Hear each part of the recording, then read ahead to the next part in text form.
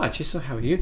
My name is Jack, and I thought I'd just give you some ideas. I don't know, I'll have a look at your work and see what I think.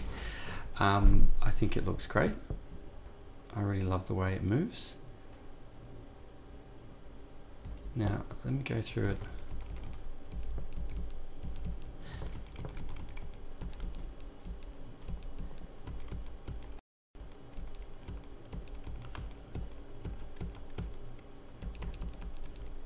This first section here with the hand on the sword, you'll notice that this shape here is occurring, and he's managing somehow to turn the sword from this full angle here all the way around to there without changing his arm in any way at all. Now, I'm not sure if I can demonstrate this at all, but let me see if I've got something long I can use. But if I was holding a sword in the downwards position, chances are I'd have my elbow up in the air, and as I turn my wrist, I mean just to leave your arm there and twist your wrist around like that, even doing that, you can see in my arm that I have to do something else in my arm. I can't just keep that one shape. So even the best swordsman is not going to be able to do that without changing some kind of relationship with his elbow and his shoulder. So even though the rig can do that, I feel that if you're going to make such a movement, you want to accompany that with so say we had the beginning, so you'd have your elbow up and it's going to that position, so you would come and have this kind of movement here, so that the elbow would come and allow that to happen, because your arm tends to move together as one unit.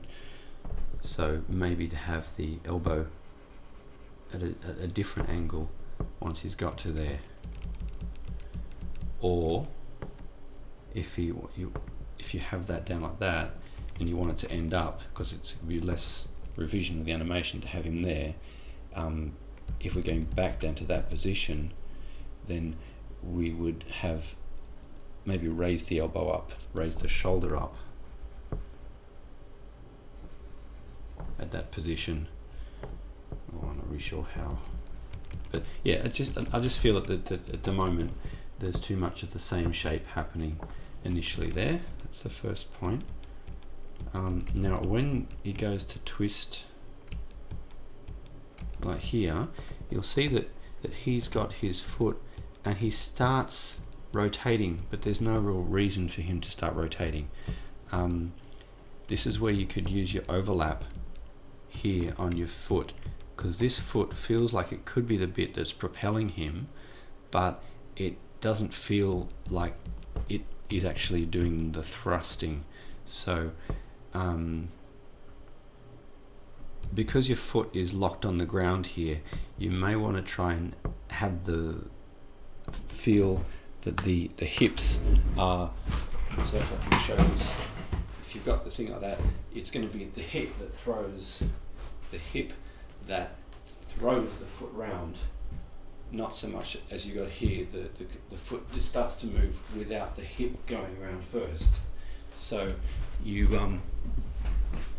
want to start thinking about the logic of that. So obviously it's the hip, so before the foot starts to move, you really want to have your hip already advanced in a position where it makes sense that it was the hip that started the rotation happening, not the foot, because that's what's making the movement go round. Let me just have a look at your video reference and see what's actually happening there. Maybe it'll make more sense.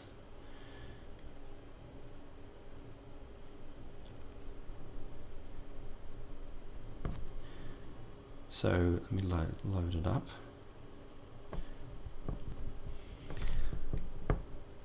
Okay, so here you see her foot is on the ground, and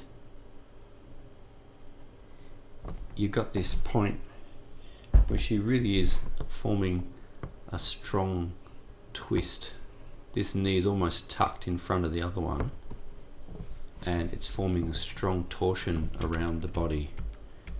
And it's only, see how the foot is still locked, the foot is still locked there, and actually what's happening here, she's not even twisting on the foot at all. She's turning the foot round, getting a good contact here, and then that foot just, it's not even, there's no force on that foot at all. She's got all the weight over that foot, and it's just spinning on the tip of that foot. So this foot doesn't start to move until this frame here, where it's completely locked, and then she's got her weight on that foot, and all she's doing is twisting on the tip of her toe there. The tip of the toe's straying down there, and it's just rotating round until it kind of falls into the side of the foot there. So let's just go back to what you've got.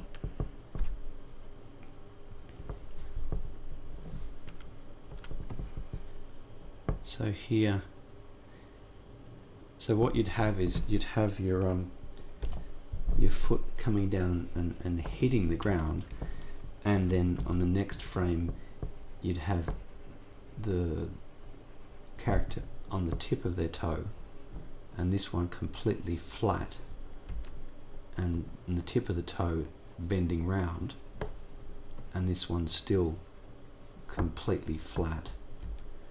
And then that makes sense because now you're on the tip of the toe and this foot is still flat. So that kind of, she twists around the toe like that and then lands back. So if you could maybe look at that, how the foot is twisting around, that might help to make that bit feel a little bit more natural. Because as I said, it goes up on the tip of the toe, goes around and then falls flat. And then you get that tip of the toe that you naturally got there anyway. So that's fine with that bit there. The other thing that grabbed my attention was the throw of the sword.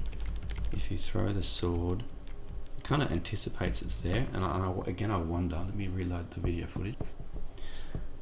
Okay, so the thing, so here you notice that she's looking at the sword, and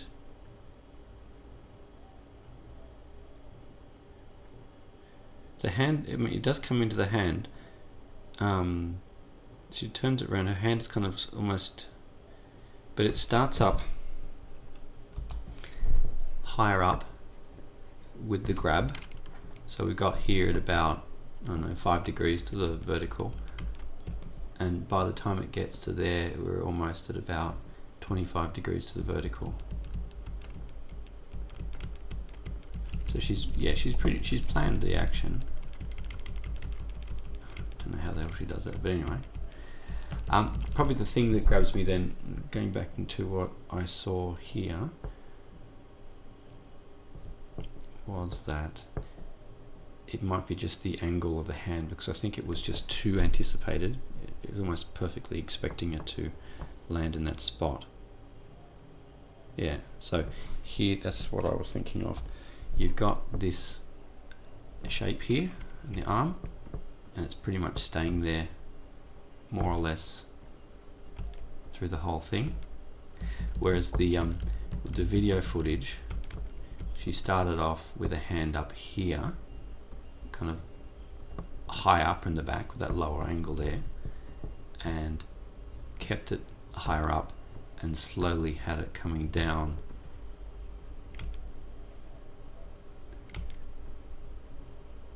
to that point,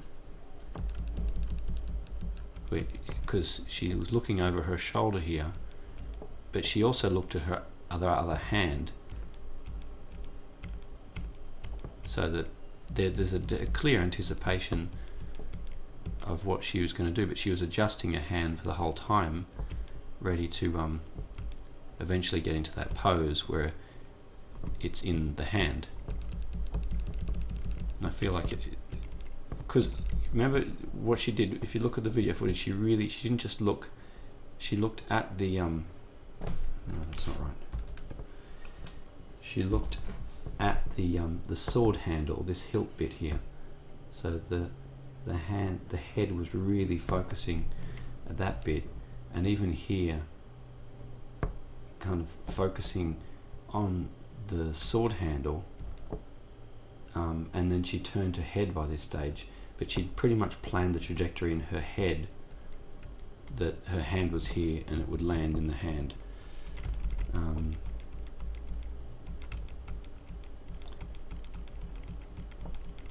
So yeah, that's pretty much the only thing I've got to say. The rest of it looks really, really cool.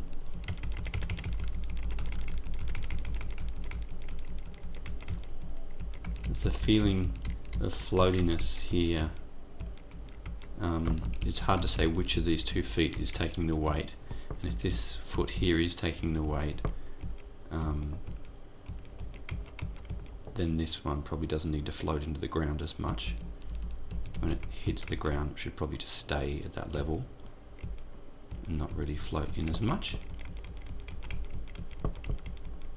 So yeah, anyway, my 5 cents worth. Could be a load of crap. Take what you want from it.